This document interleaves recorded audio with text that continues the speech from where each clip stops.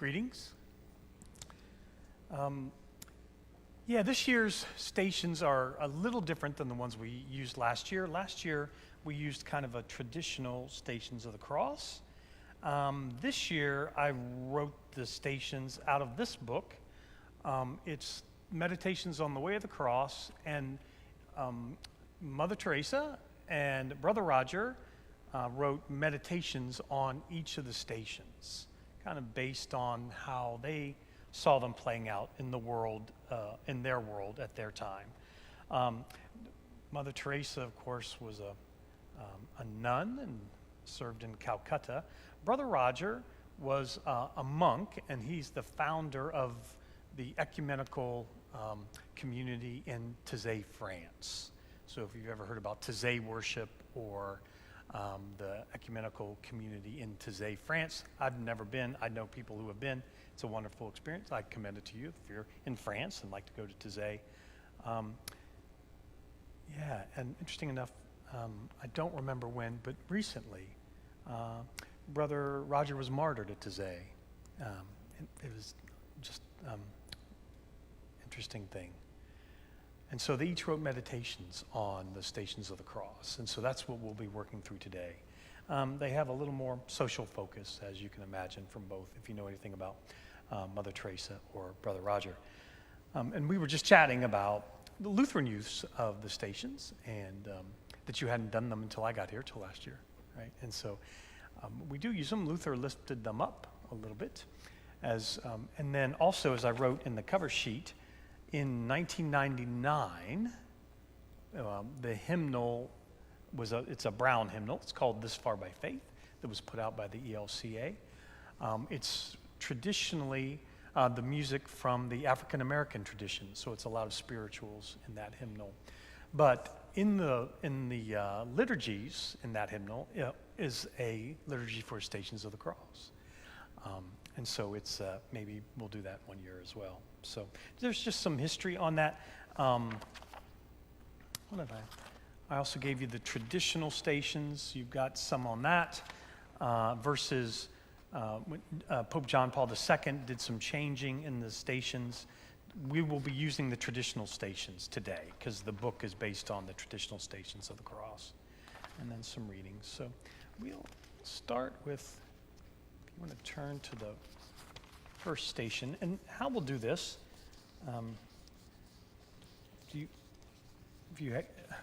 you'll all be able to testify. My computer skills are not the best. So how we'll do it is we'll share together the readings. So disregard if it's bolded or not. I'll tell us when we're sharing. So we'll say the readings together.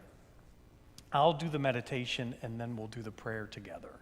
And then we'll do that with each station as we work through. Does that make sense? And I'll cue us as we go. So we'll do the readings together. I'll do the meditations that they wrote, and then so that you can kind of meditate as well. And then we'll do the prayer together. I'll put the icons on the stand, but last year we scanned them. So these are the same icons so that you can see them as well. All right.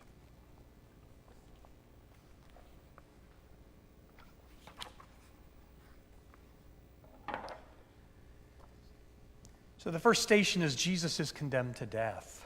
Let us say together 1 Peter 2. When he was abused, he did not return abuse. When he suffered, he did not threaten, but he entrusted himself to the one who judges justly. He himself bore our sins in his body on the cross, so that having died to sins, we might live for righteousness. By his wounds we have been healed. And also Isaiah 53, we'll read together. He was oppressed and he was afflicted, yet he did not open his mouth. Like a lamb that is led to the slaughter, and like a sheep that before its shearers is silent, so he did not open his mouth. And just one more kind of indicator on the meditations as well as the prayer. I tell you who wrote it. So BR is Brother Roger, MT is Mother Teresa. So I gave attribution to whose piece that this really is. So Without looking back, you want to follow Christ. Be prepared in life of great simplicity to struggle with a reconciled heart. Wherever you happen to be, do not be afraid of the struggle for the oppressed, whether believers or not. The search for justice calls for a life of concrete solidarity with the very poorest. Words alone can become a drug. Prepare yourself as well, cost what it may, for that struggle within yourself to remain faithful to Christ unto death. This continuity of an entire lifetime will create in you an inner unity which will see you through everything. Struggling with a reconciled heart means being able to stand firm in the midst of crippling tensions, far from smothering your energies. This kind of struggle challenges you to summon all your vital forces. Your intentions may be misrepresented. If you refuse to be reconciled, what reflection of Christ are you giving? Without a prayer for your opponent, what darkness within you? If you lose the ability to forgive, you have lost everything. By yourself, you cannot do much for others. Together, in community, animated by the breath of Christ's loving, a way forward opens up, leading from dryness to a common creation. And when a community is ferment of reconciliation in that communion which is the church, then the impossible becomes possible. You try to be leaven in the dough. You try to love the church, and so often you come up against internal divisions which tear apart Christ's body, his church. The mark of those who seek reconciliation is that, following Christ, they long to fulfill more than destroy, to understand more than to exhort. At all times, they remain within, until the very weakness of the church are transfigured. Far from lighting short-lived blazes, give your life to the end, and day after day it will turn into a creation with God. I find the work much easier, and I can smile more sincerely when I think of each one of my suffering brothers and sisters. Jesus needs you to keep pouring into the lamp of our life the oil of your love and sacrifice. You are really reliving the passion of Christ, bruised, divided, full of pain and wounds, as you are. Accept Jesus as he comes into your life. Let us pray. Almighty God, without you, we could do nothing. It is at the altar that we meet our suffering poor, and in him that we see that suffering can become a means to greater love and greater generosity. Amen.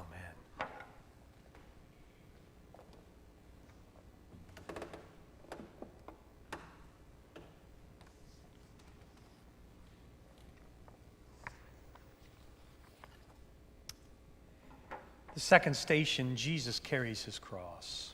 Let us read together Philippians 2. Let the same mind be in you that was in Christ Jesus, who, though he existed in the form of God, did not regard equality with God as something to be grasped, but emptied himself, taking the form of a slave, assuming human likeness, and being found in appearance as a human, he humbled himself and became obedient to the point of death, even death on a cross. No one can understand the death of Jesus without knowing him first as the risen Lord. Then in a flash, we glimpse the mystery. O Christ, you ask us the very same question you asked your disciples. Who do you say I am? You are one who is alive, risen from the dead. You are in agony with all who are afflicted. Your spirit lives in everyone who undergoes human suffering. You call upon each of us to follow you. And following you means taking up our own cross every day. but you come down to where we are, down to the very depths, to take upon yourself all that weighs us down. You remain alongside each one of us. You even go and visit those who died before they could possibly know you. In 1 Peter 3, it says, in which also he went and made a proclamation to the spirits in prison, who in former times did not obey, when God waited patiently in the days of Noah, during the building of the ark, in which a few, that is, 8 lives, were saved through water. The contemplation of your boundless mercy becomes a radiant goodness in the humble hearts that let themselves be led by your Spirit. God has identified himself with the hungry, the sick, the naked, the homeless. Hunger not only for bread, but for love, for care, to be somebody to someone. Nakedness, not of clothing only, but nakedness of that compassion that very few people give to the unknown. Homelessness, not only just for a shelter made of stone, but that homelessness that comes from having no one to call your own. Without our suffering, our work would just be social work, very good and helpful, but not the work of Jesus Christ, not part of the redemption. Jesus wanted to help by sharing our life, our loneliness, our agony, our death. Only by being one with us has he redeemed us. We are asked to do the same. All the desolation of the poor people, not only their material poverty, but their spiritual destitution, must be redeemed, and we must share it. For only by being one with them can we redeem them by bringing God into their loves and bringing them to God. Let us pray. You are the God of all human beings, and since the dawn of time, you have inscribed with each person a law of love. But few there are who realize that you have created us in your image, free to love. God, the living God, and you're striving to make yourself understood. You came to earth in Christ Jesus as one of the poor, and this Jesus, rejected, tortured on a cross, dead and laid in a tomb, you raised to life again. Amen.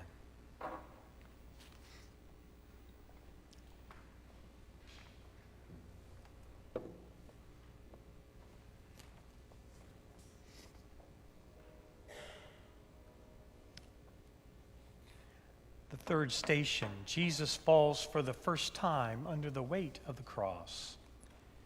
Let us join in Isaiah 53. He was despised and rejected by others, a man of suffering and acquainted with infirmity. And as one from whom others hid their face, he was despised, and we held him of no account. A boy talks to me about an inner drama. His suffering goes on and on. There is nothing more cruel than a love rejected or broken off. The heart does not know how to react, and sometimes, as a way of defending itself against too much suffering, it grows hard. And then an antidote arises, self-love. From humiliation that is not accepted, the pride of life and human ambition are born. When Christ is rejected, he does not rebel. He suffers and he loves. A youth asks, how can reconciliation come about when the other refuses? That refusal is like a little death which makes us lose our footing. It is not easy for anybody to pick themselves up again. Nothing hurts so deeply as to find someone with whom we are seeking reconciliation, cold and distant. Our heart is wounded to the very depths. It can happen that forgiveness leads the other to this cynical calculation. Why not go farther with my plan, even to the point of trampling the other person underfoot? Because in any case, he will pardon me for Christ's sake. If the other persists in his refusal, does that mean that God does not answer prayer? Actually, God has already answered in ourselves. His answer was given within us. He has already reconciled us within. We picked up a young man from the streets of Calcutta. He was very highly educated and had many degrees. He had fallen into bad hands and had his passport stolen. After some time, I asked him why he had left home. He said his father did not want him. From childhood, he never looked me in the eyes. He became jealous of me, so I left home. After much praying, the sisters helped him return home to forgive his father, and this has helped both of them. This is a case of very great poverty. Let us pray. Lord, when the humiliated person in me would like to shake off everything I consider a dead weight, don't let me forget that this weight may be the easy yoke of Christ, his arms around my shoulders.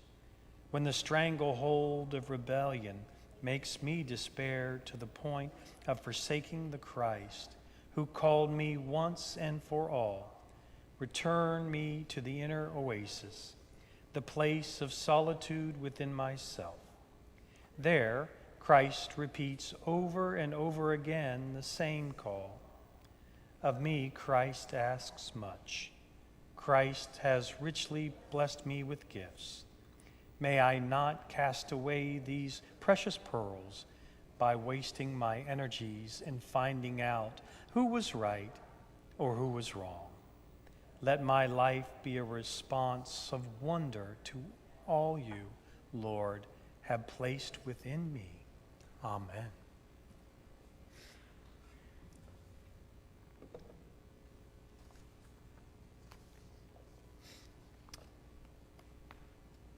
The fourth station is Jesus meets his sorrowful mother. From Song of Solomon. Set me as a seal upon your heart, as a seal upon your arm. For love is strong as death, passion fierce as the grave. It flashes are flashes of fire, a raging flame. We are both aware that vast regions of the world are covered with spiritual deserts. There you find young people marked by human abandonment and subtle doubt, the result of broken relationships which affect them to their very depths. Even when they are thirsting for a spiritual life, many of the young are afflicted by doubt. They are unable to place their confidence in God, to believe, since they have not found confidence in those to whom life had entrusted them. Separations have wounded the influence of their childhood or adolescence. The consequences of skepticism and discouragement. What's the use of living? Does life still have any meaning? In Calcutta, there are visible homes for the dying. In Western civilization, many of the young are in homes for the dying that are invisible, but nonetheless real. There are parents who, although they take care of material needs, are in fact totally absent in the eyes of their children. The separation of generations has still other consequences. Old people are forced to end their life in isolation. Even though they have enough to live on materially, it is as if they had nothing else before them but to wait for death. And yet, persons advancing in age so often know how to listen to others with such comprehension. And so, in this time of painful separation and upheavals, we venture to address together an appeal to people of all ages to be alive and not half dead. Seek Jesus, who is alive. Seek him even if you seem to have lost him. He loves you. Finding him, you will find everything: love, peace, trust. Then life is worth living. St. John, in his great age, could only keep repeating, God is love, Where God is, there is love. If you love one another, Jesus says, all will know that you are my disciples. Let us bring the love of Jesus to the lonely, the sad, the sick, the depressed. In this way, many others will pass from discouragement and doubt to confident trust in the Spirit of the living God. Young and not so young will become a ferment of the peace and reconciliation that are so essential today, not only among believers, but in the entire family. Let us pray. We, all of us, can become creators of peace and reconciliation wherever it may happen to be. May our homes, however modest they may be, become like the house of Mary in Nazareth, a place to listen to others and to remain alongside them in order to enable them to find a way out of the present crisis of confidence. Amen.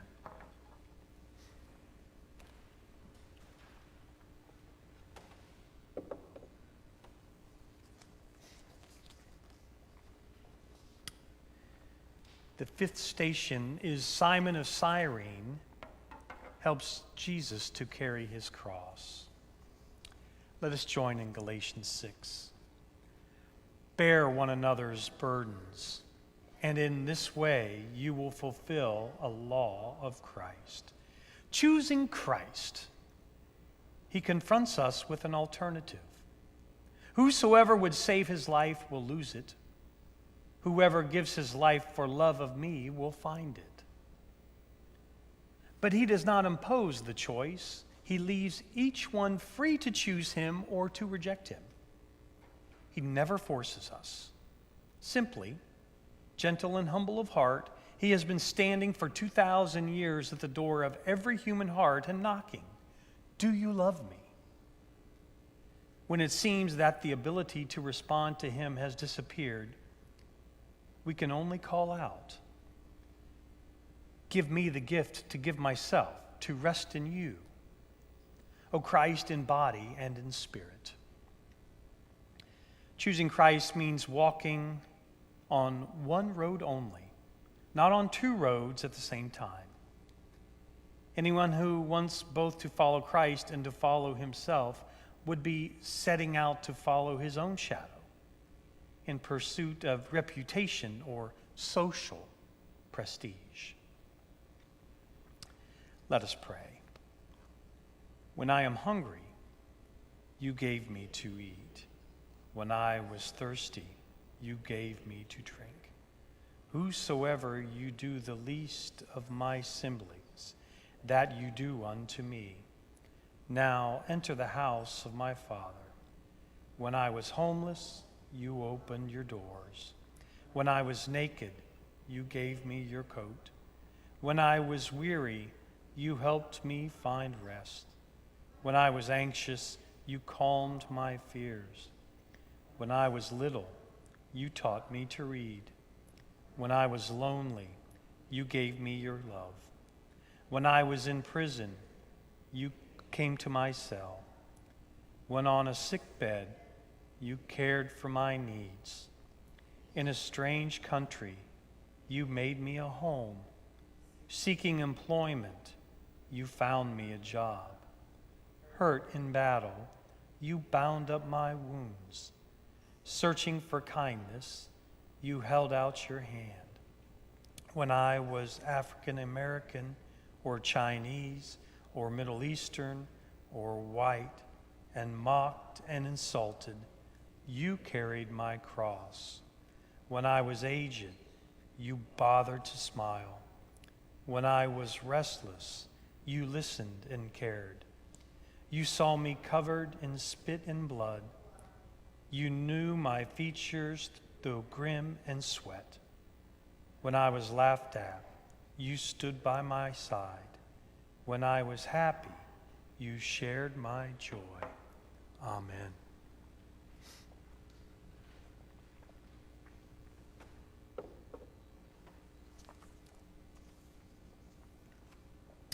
The sixth station is Veronica wipes the face of Jesus. Let us join in Psalm 27. Come, my heart says, seek his face. Your face, Lord, do I seek. Do not hide your face from me. Do not turn your servant away in anger. You have been my help. Do not cast me off. Do not forsake me, O God of my salvation. You are God.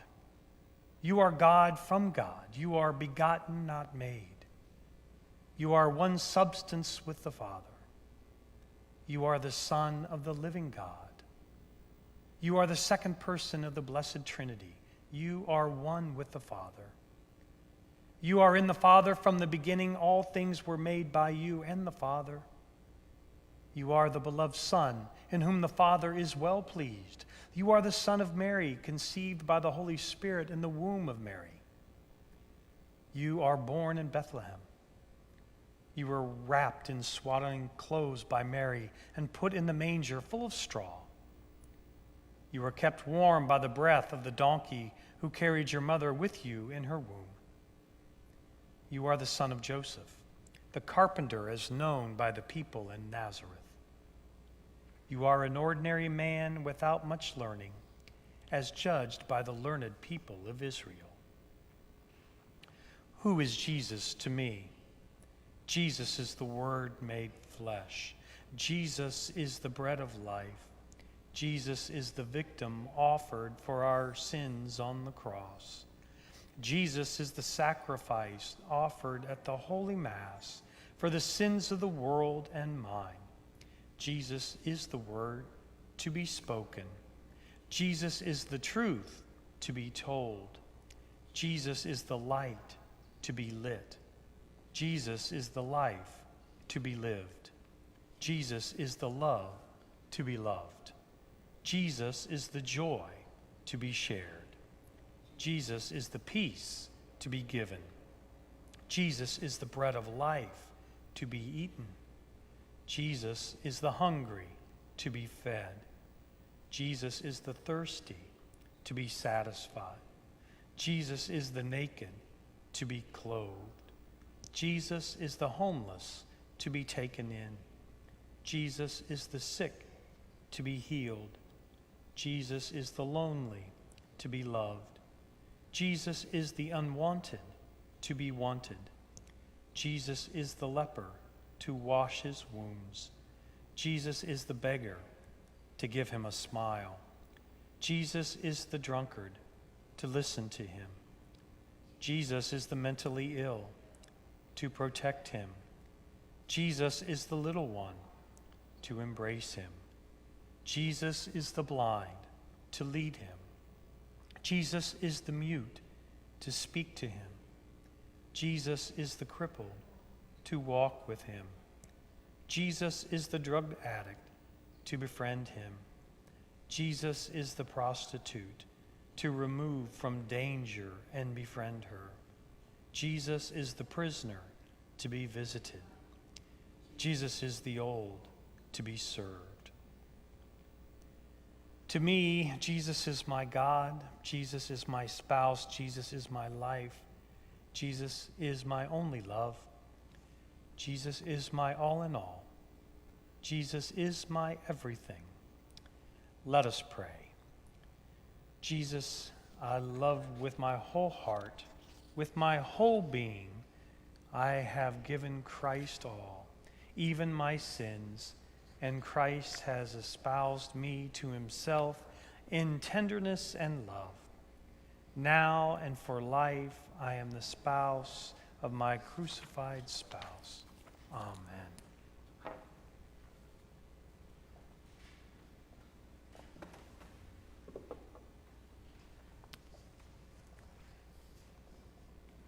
The seventh station is Jesus falls for a second time. Let's join in Psalm 22. For dogs are all around me. A company of evildoers encircles me. They bound my hands and feet. Haunted by sight I saw in Bangladesh. In a narrow alleyway, a child was crouching on the ground, carrying a baby in one arm and trying with the other to lift a second baby. When he held them both, he collapsed.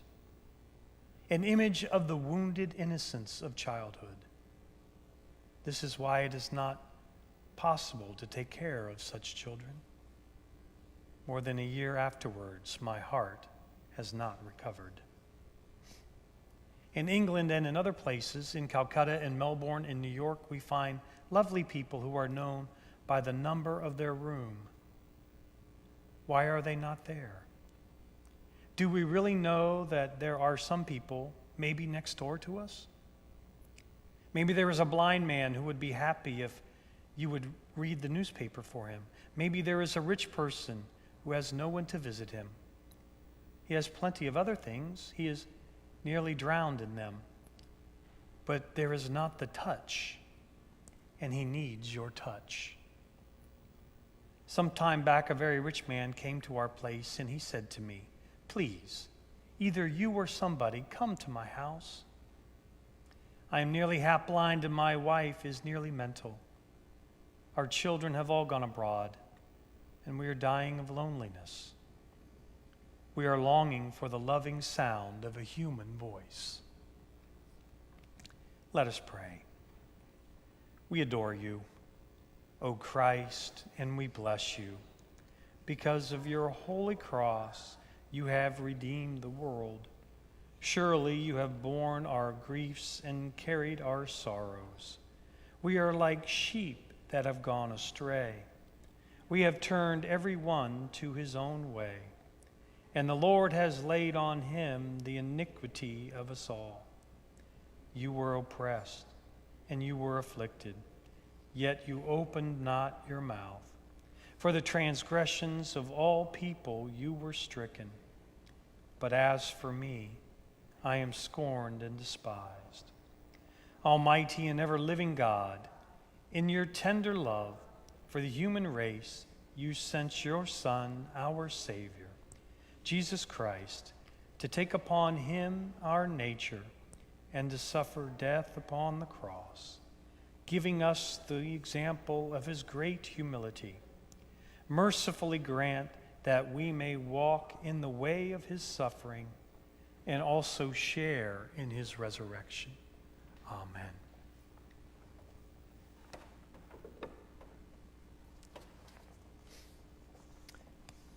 The 8th station is Jesus speaks to the women of Jerusalem who weep for him.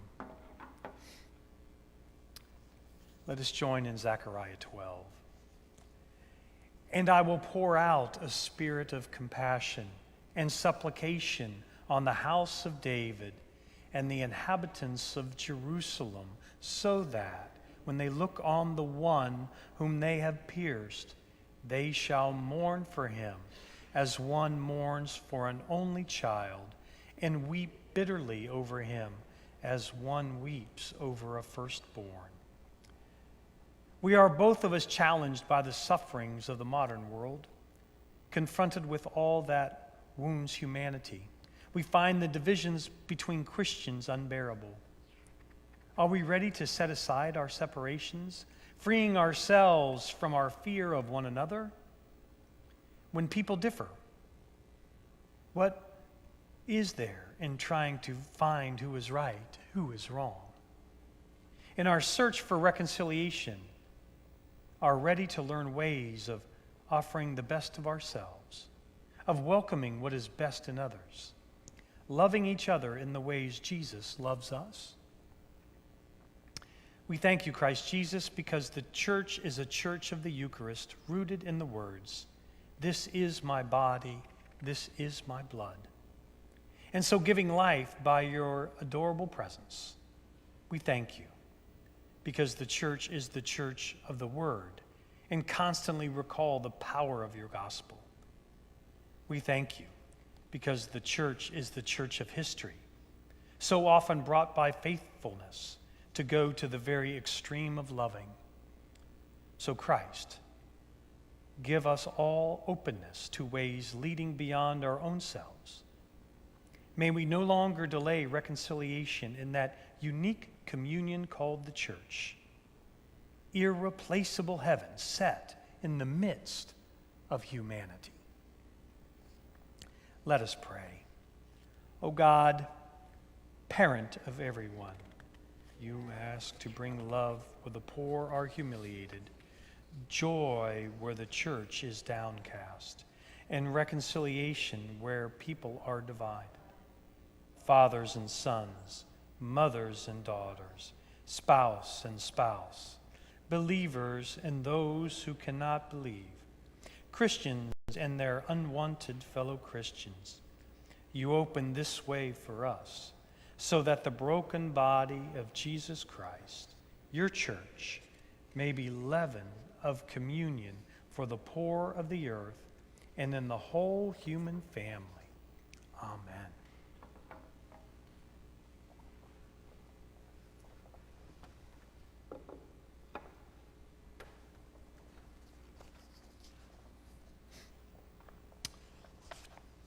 The 9th station is Jesus falls for a third time.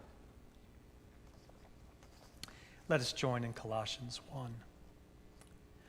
I am now rejoicing in my suffering for your sake, and in my flesh I am contemplating what is lacking in Christ's afflictions for the sake of his body, that is the church.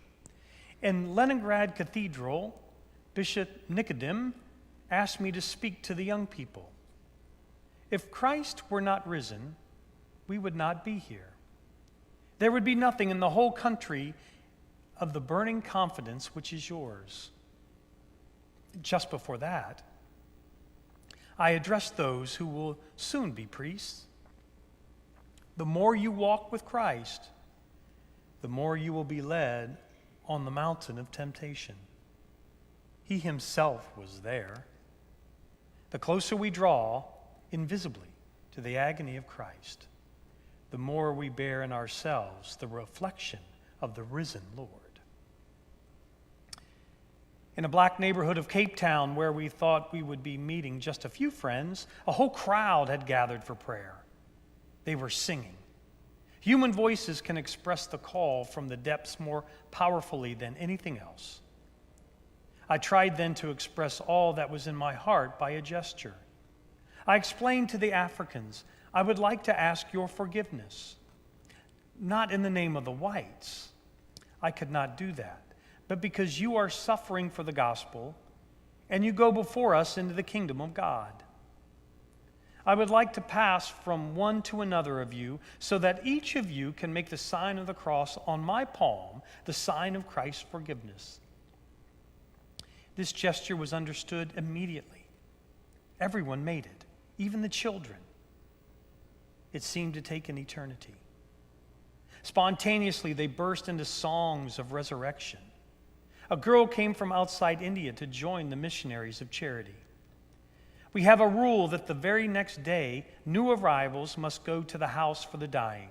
So I told this girl, you saw Father during Holy Mass. With what love and care he touched Jesus in the host. Have the same when you go to the home for the dying, because it is the same Jesus you will find there in the broken bodies of the poor. And they went. After 3 hours, the newcomer came back and said to me with a big smile, I've never seen a smile quite like that. Mother, I've been touching the body of Christ for 3 hours. And I said to her, how? What did you do? She replied, when we arrived there, they brought a man who had fallen into a drain and been there for some time. He was covered with wounds and dirt and maggots, and I cleaned him. And I knew I was touching the body of Christ. Let us pray. We adore you, O Christ, and we bless you, because by your holy cross you have redeemed the world. I am the person who has seen affliction under the rod of wrath. I have been driven and brought me into darkness without light. I have been besieged and enveloped with bitterness and tribulation. I was made to dwell in darkness like the dead of long ago. Though I call and cry for help, I am shut out of my prayer. I have been made to cower in ashes. Remember, O Lord, my affliction and bitterness, the wormwood and the gall. You were led like a lamb to slaughter, and like a sheep that before its shearers is mute, so you opened not your mouth. O God, by the passion of your blessed Son, you made an instrument of shameful death to be for us the means for life. Grant us so to glory in the cross of Christ, that we may gladly suffer shame and loss for the sake of your Son, our Savior, Jesus Christ. Amen.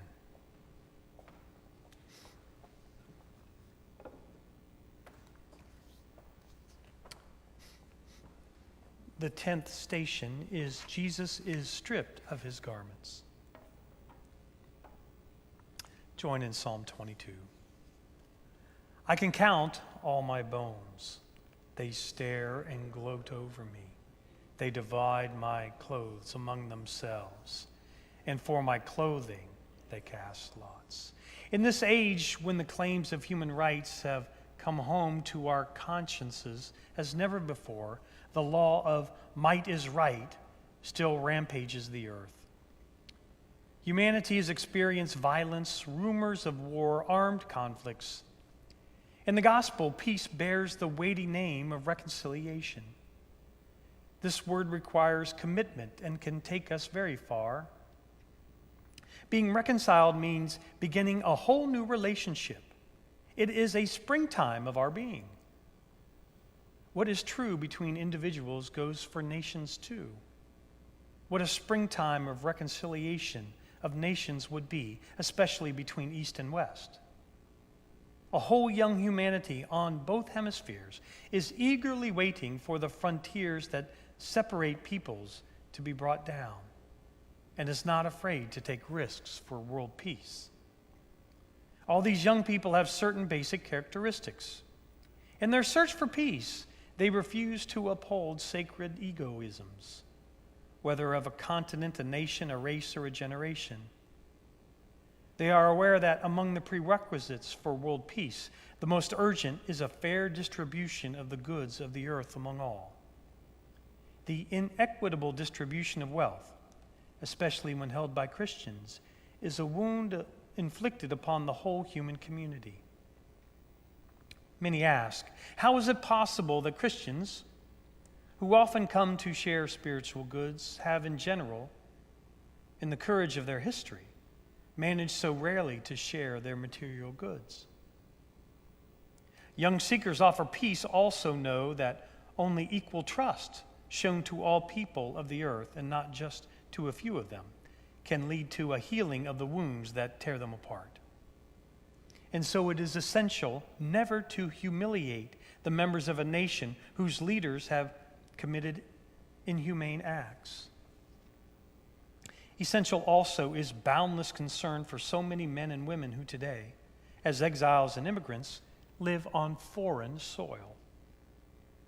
If every home was open to somebody of foreign origin, the racial problem would be partially solved. In order to share material goods better between North and South, to repair breaches between East and West, sincerity of heart is necessary. Who, whether a political leader or not, could appeal for peace and not achieve it within him or herself? Be upright of heart and steadfast, wrote Sirach, the sage, 22 centuries ago. In critical situations of our time, many are prepared to anticipate in their lives trust between nations. They seek in God the energies to persevere. They commit all their inner and spiritual resources to anticipate peace and reconciliation, not on the surface, but in the depths. They know they are not called to struggle with the weapons of power, but with a heart at peace. They refuse to take up partisan positions. Peace begins in oneself. But how can we love those who oppress the weak and the poor? And harder still, how can we love our opponent when he professes faith in Christ? God moves us to pray even for those who hate. God is wounded with the innocent. Love your enemies. Do good to those who hate you. Pray for those who malign you. Making one's own these words of the gospel requires maturity, and also the experience of having crossed inner deserts of their own. In that ocean underlying human consciousness, there is a longing. Day and night, it receives the answer: peace. Let us pray. Lord Christ, sometimes we are strangers on this earth, disconnected by all the violence, the harsh oppositions. Like a gentle breeze, you breathe upon the spirit of grace, transfigure the deserts of our doubts, and prepare us to be bearers of reconciliation wherever you place us, until a hope of peace arises in this world. Amen.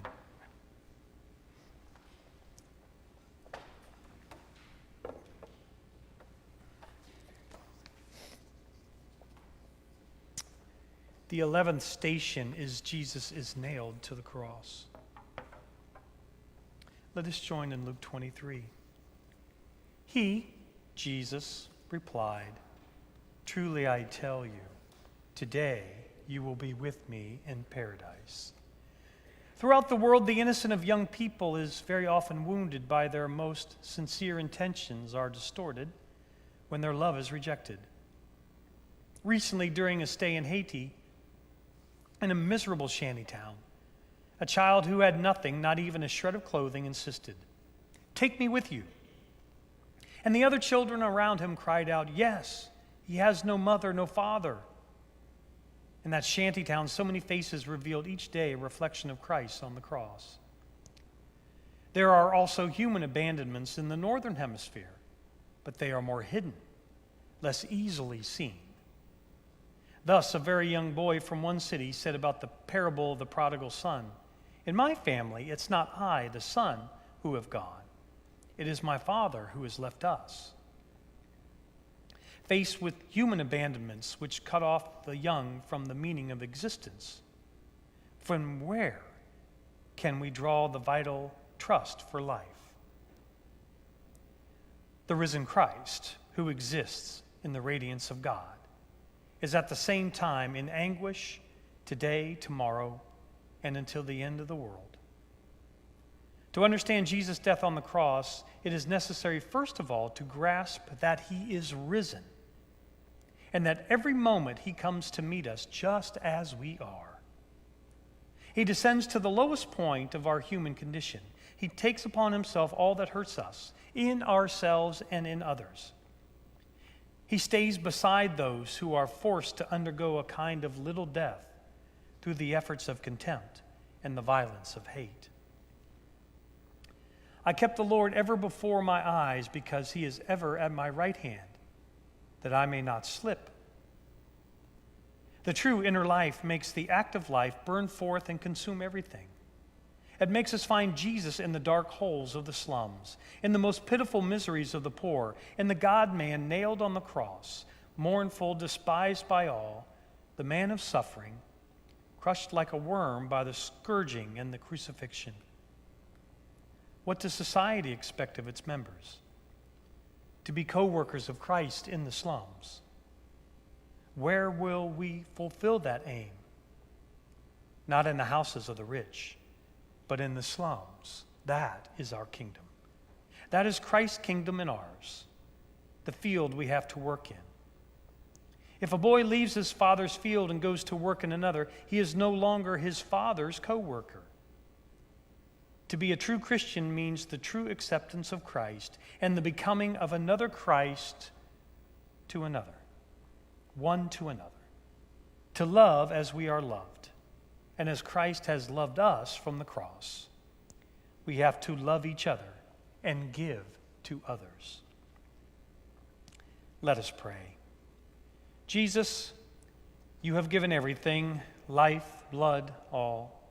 Now it is our turn. We should put everything into the field also.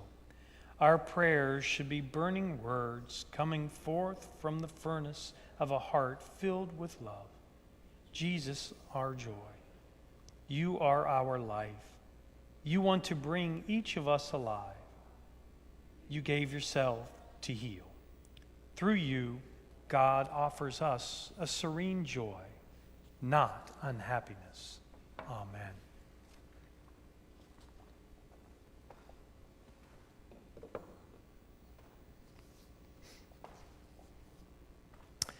The 12th station is Jesus dies on a cross. Let us hear from Mark 15 together. At 3 o'clock, Jesus cried out with a loud voice, Eloi, Eloi, lama sabachthani, which means, my God, why have you forsaken me? On the cross, Jesus believes himself abandoned. My God, why have you forsaken me? Seeing those who are torturing him, he prays, Father, forgive them, for they do not know what they are doing. And from that day, for each one of us, the contemplation of his forgiveness gives rise to a radiance of goodness in the humble heart which lets itself be led by the Spirit. We have eyes for looking, and our gaze needs to linger on the face of Jesus on the cross. Some artists have managed to communicate this face of Christ to an extent that enables us to enter into the mystery simply by looking. Among other things, we grasp that Christ Jesus leaves each person free to choose him or to reject him. He never forces anyone. Simply, for nearly 2,000 years, he stands at the door of every human heart and knocks. Do you love me? Will you remain with me to watch and pray for the people of the earth who are suffering from the abandonment of those they love, or suffering under hate and torture?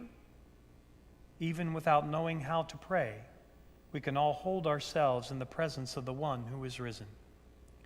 And in the long silences, when it seems nothing is happening, we strengthen ourselves within. It is there that the best in us is built up. When Christ said, I am hungry and you fed me, he didn't mean only the hunger for bread and for food.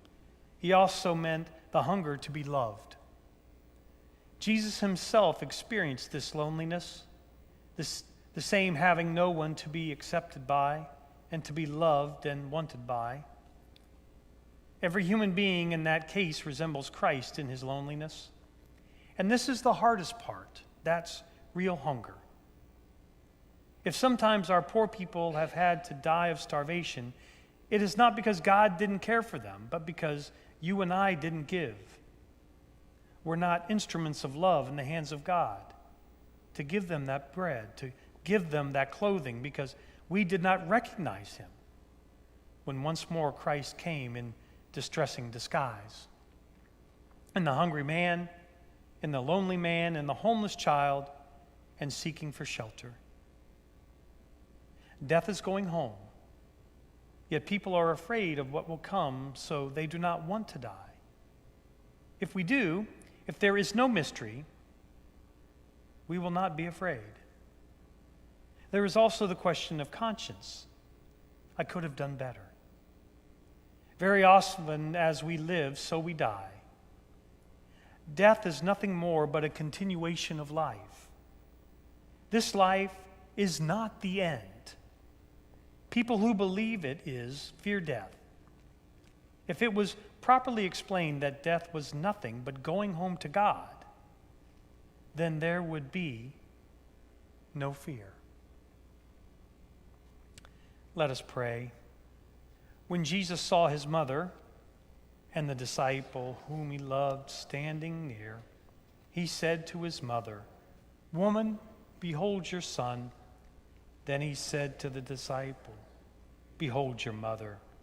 And when Jesus had received his vinegar, he said, "It is finished." And then, crying with a loud voice, he said, "Father, into your hands I commend my spirit." And he bowed his head and handed over his spirit. Christ for us became obedient unto death, even death on a cross. O God, who for our redemption gave your only begotten Son to the death of the cross, and by his glorious resurrection delivered us from the power of the enemy, grant us so to die daily to our sin, that we may evermore live in the joy of his resurrection.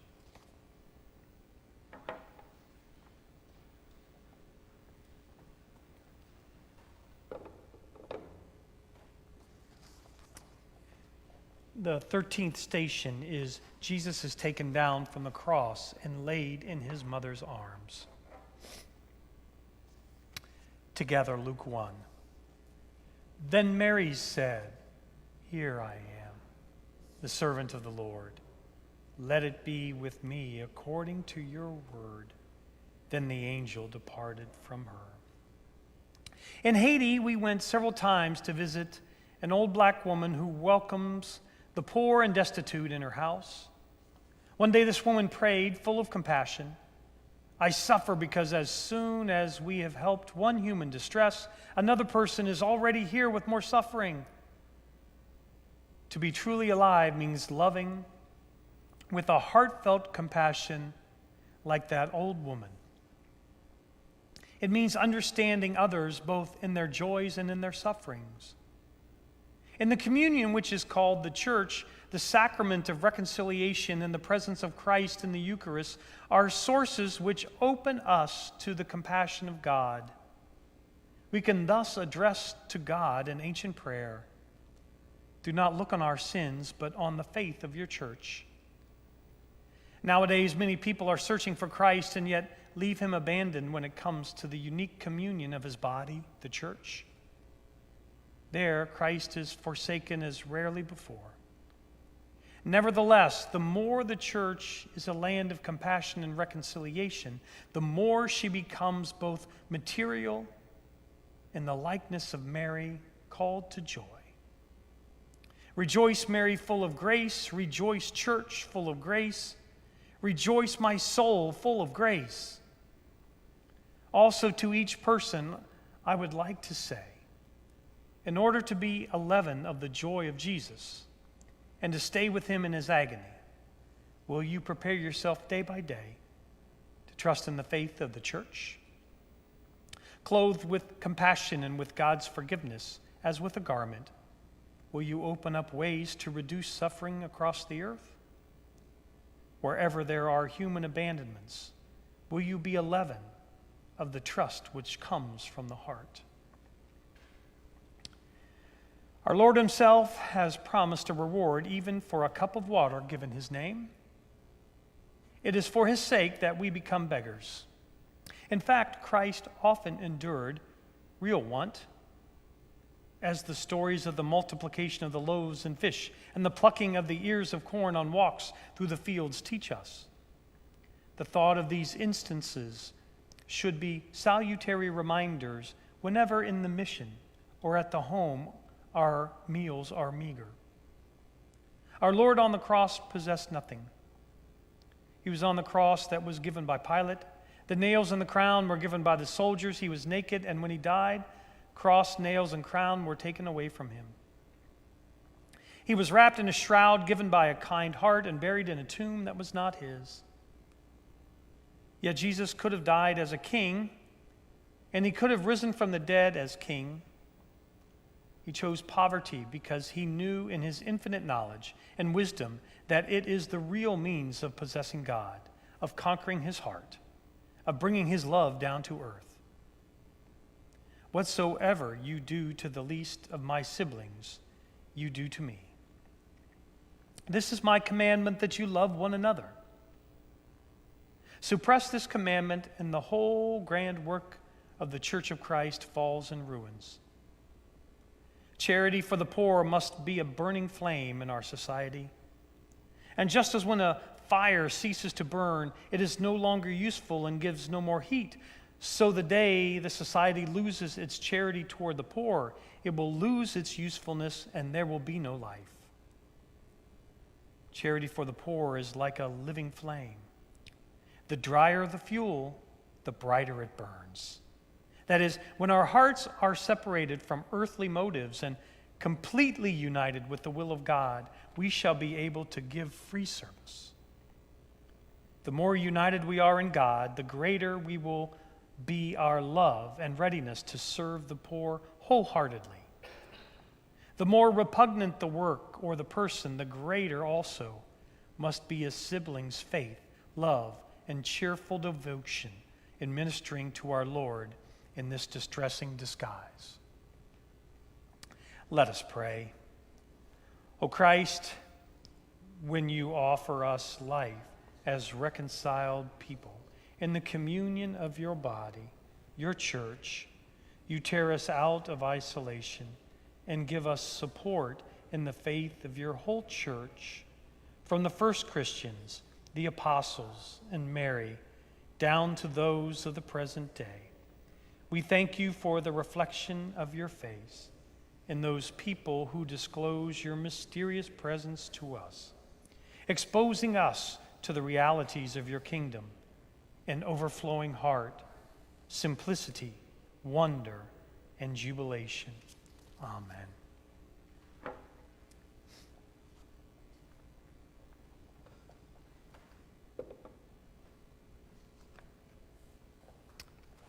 The 14th and final station. Jesus is placed in the tomb. Together from Romans 6. For if we have been united with him in a death like his, we will certainly be united with him in a resurrection like his. The temptation of doubt puts our trust in God to the test. It can purify as gold as is purified by fire.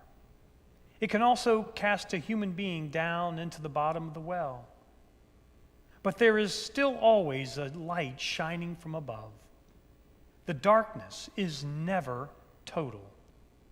It never invades the whole person completely. God is present even in the darkness. Harrowed by the trial of doubt, anyone who wants to live the gospel allows themselves to be reborn day after day by the confidence of God. And life finds meaning again. The meaning of life cannot be drawn from the clouds or from opinions. It is nourished by a confidence. God sends his confidence like a breath of the Spirit falling upon every human being. One of the irreplaceable marks of the gospel is that God invites a human being to place confidence in return in a person who has come out of the grave and is alive. Faith is not an opinion, it is an attitude. The believer welcomes the risen Lord, and they too become alive, not half dead.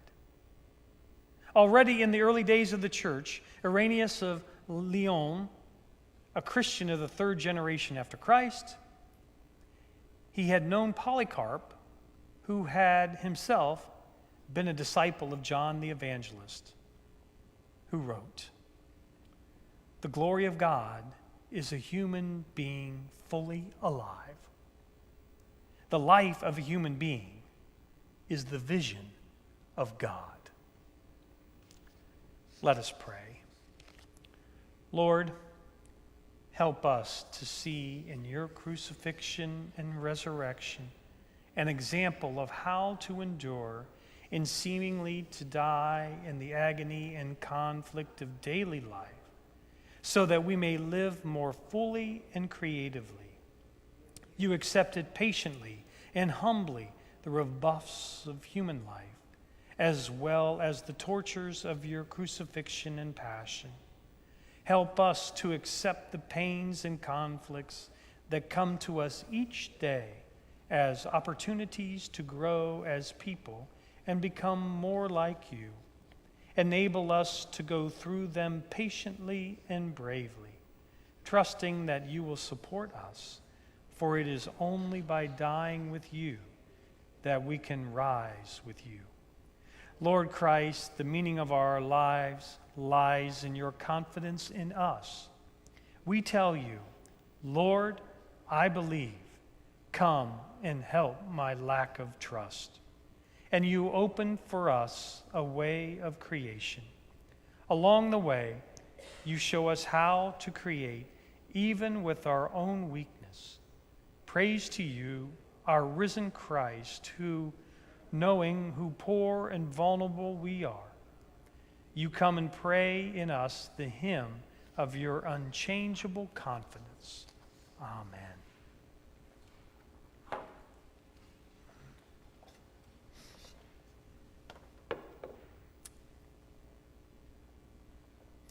Thank you for joining me today.